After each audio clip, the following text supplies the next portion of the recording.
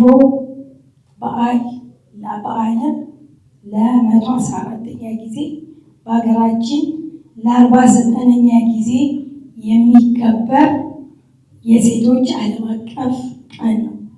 በዚህ ሂደት ውስጥ የተገኙ መልካም ነገሮችን ለመዘከርና ለማስቀጠል በተለይም ደግሞ ጉድለት ተብለው የሚታዩትንም በተገቢው ለይቶ ለማረም የሚያስችል ዓላማን የሰነቀ በዓል በየደረጃው እየተከበረ ይገኛል። ጤና ቢሮ የዚሁ አካል የሆነ ይህንንም ዓላማ የሰነቀ ፕሮግራም በማዘጋጀቱ በራሴ በሴቶችን ስም የተሰማኝን ደስታም ለመግለጽ እወዳለሁ።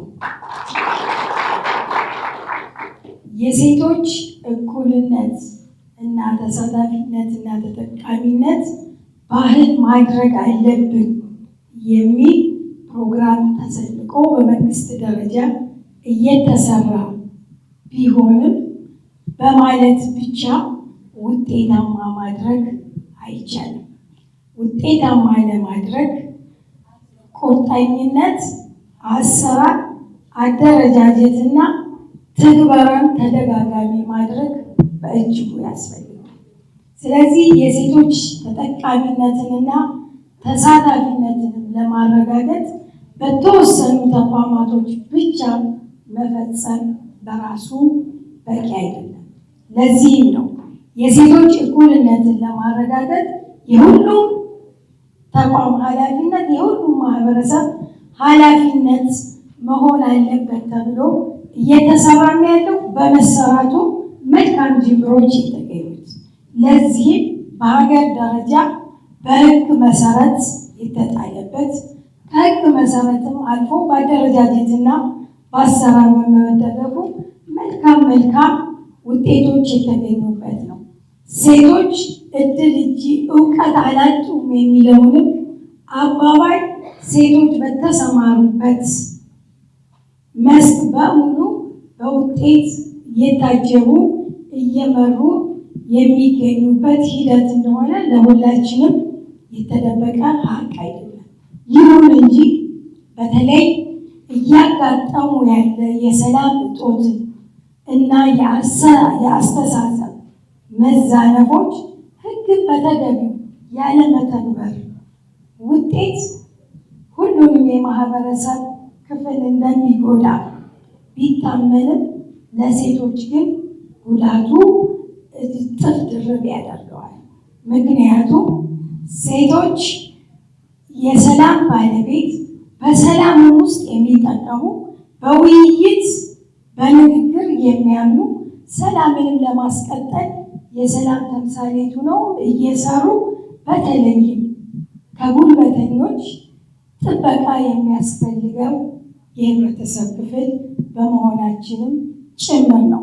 ከአወቃቀራችን ጀምሮ አመለካከታችንም እያደግን የመጣንበትን ሂደት ለሴቶች ሰላም ትልቅ መሰረት፣ ለስራዎቻችንም ጉልበት፣ ለህግ መከበርም ትልቅ አስተዋጽኦ የሚያደርግ መሆኑን ተገንዝቦ በየደረጃው ያሉ ሴቶች በተለይ በክልላችን አጋጥሞ የነበረውን የሰላም መዛነፍ እንዲታረም ያደረጉት አስተዋጽኦ መልካም የሚባልና ላገኘነው አንጻራዊ ሰላም የበኩሉ አስተዋጽኦ ያደረግን ስለሆነ በዚህ ዙሪያ ላይ ለመላው ሴቶች እውቅና እንድትሰጡልኝ ጭምር ለማጠየቅ እወዳለሁ።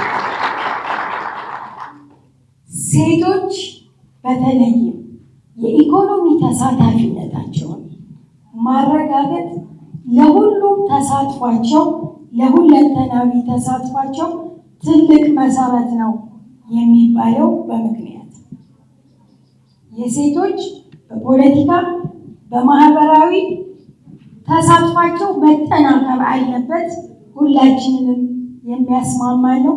በተለይ ደግሞ የኢኮኖሚ ተጠቃሚነታቸውን ማረጋገጥ ለሁሉም መብቶች መከበር አይነተኛ መሰረት መሆኑንም ታውቆ በየደረጃው በሁሉም ተቋማት የሴቶች የኢኮኖሚ ተጠቃሚነት ለማረጋገጥ እየተሰራ ያለው ጅምር ተግባር ተጠናክሮ እንዲቀጥልም ሁላችንም ሴቶች በትኩረት ይዘን መስራት አለብን። ሌሎች እንዲሰሩ ተደራጅተን መጠየቅና የኢኮኖሚ ተሳታፊነታችንም ተጠቃሚነታችንም በዋነኛነት መከበሩ ለሌላው ትልቅ መሰረት የሚጥል ስለሆነ በየተቋማችን አበክረን ልንሰራም ይገባል።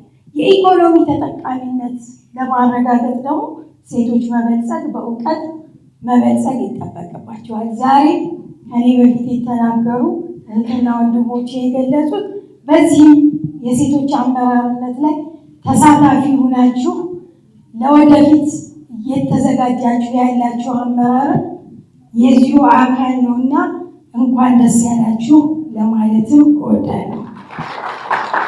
በተለይ የጤና ተቋም ከሴቶች ጋር ጥብቅ ቁርኝት ያለው ተቋም ነው። ጥብቅ ቁርኝት አለው ሲባል የሴቶች ትውልድን የማስቀጠል ሀገርን የማስቀጠል ኃላፊነት በጤናማ ዜጋ የሚረጋገጥ ስለሆነ ይህንን በማሟላት ደረጃ በየደረጃው እየተሰራ የመጣው ውጤት የሴቶችን የሞት የህፃናትን የሞት ቅነሳ በማድረግ ደረጃ ጉልህ የሆነ ሚና ተጫውቷል። እሱ ብቻ አይደለም፣ ሴቶች በጤና ተቋማቶች መውለዳቸው በጤና ተቋማቶች ከወሊድ በኋላ የሚያገኙት ምክርና ከወሊድ በፊት የሚያገኙት ምክር ተደማምሮ ጤናማ ትውልድ እንዲቀጥል ትልቅ አስተዋጽኦ እያበረከተ መጥቷል። ለዚህም በቢሮ ኃላፊው የተሰጠው የጤና ኤክስቴንሽኖች ስራ ጉልህ ምሳሌ የሚሆን ለሁሉም አካባቢ ከሀገርም አልፎ ለሌላ ሀገራቶች ተምሳሌት የሆነ ውጤት ያስመዘገበ ነው።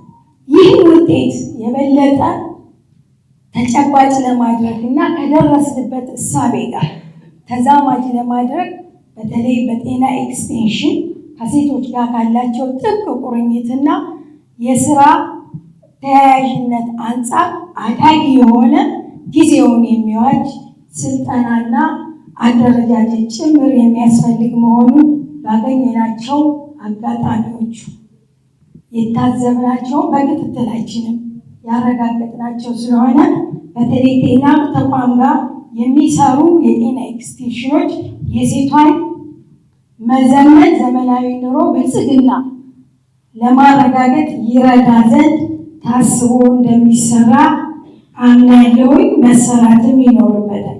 ስለዚህ ሴቶች በትግላቸው በዚህ በረጅም ዓመት ጉዞ ያገኙትን የትግል ውጤት የራሳቸው ውጤት መሆኑን በየጊዜው እውቅና መስጠት፣ የበለጠ መጠናከርና መቀጠል፣ ጉድለቶቹን ደግሞ በተገቢው ነቅሶ በማየት የምንፈልገው ተሳትፎና የምንፈልገው እኩልነት በኃይል ሆኖ እንዲረጋገጥ ለመስራት ድግግሞሽ ያለው ተግባራት ስለሚያስፈልገው በዛ ዙሪያ ላይ እኛም በመፈጸም በማስፈጸምም ልንሰራና ክልላችንን ብሎም በሀገራችን ላይ የሚኖረንን ጉልህ አስተዋጽኦ በኢኮኖሚም በፖለቲካ ተሳትፏችንም ማሳደግ አስበን አቅደን አልመን ልንተገብር ይገባል።